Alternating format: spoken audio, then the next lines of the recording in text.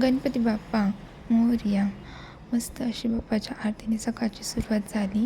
बाप्पा घरात असल्यानंतर खूप प्रसन्न वातावरण असतं.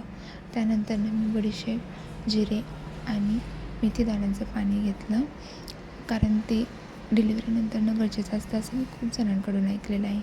भिजवलेले ड्रायफ्रूट्स खाल्ले आणि थोड्या वेळानंतर पाऊस पडत होता, त्यामुळं गरम गरम असा चहा केला आणि तो पिला. त्यानंतर मी डिंकाचा लाडू खाल्ला. डिंकाचा लाडू आता हा माझ्यासाठी रोजचं खाणं झालेलं आहे. त्यानंतर माझ्या बहिणीचं जरा बाहेर काम होतं, तर ते करण्यासाठी बाहेर गेलो पाऊस थांबल्यानंतर. आणि माझंही काम होतं.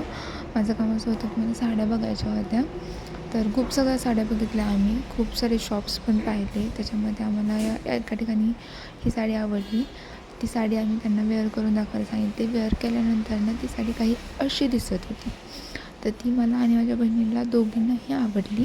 मग ती आम्ही घेतली आणि त्यानंतर घरी आलो, जेवण केलं, गरम गरम असा खिचडी भात खाल्ला. त्यानंतर संध्याकाळी पाऊस असल्यामुळे गरम गरम असे वडापाव आणले होते, तर तेही खाल्ले. माझं पार्सल आलं होतं सकाळी, ते अनबॉक्स करायचं राहिलं होतं, तर तेही अनबॉक्स करून घेतलं.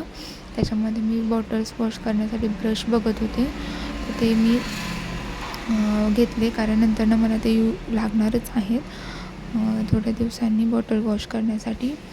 मग ते घेतलं. ते झाल्यानंतर मी संध्याकाळी माझं काही जेवण असं होतं, त्याच्यामध्ये गुलाबजाम, जिलेबी, पुलाव, चपाती आणि वाटाणा बटाट्याची भाजी. नंतर शतावरीच्या दुधाने दिवसाचा शेवट केला. भेटू नवीन ब्लॉगमध्ये. तोपर्यंत बाय.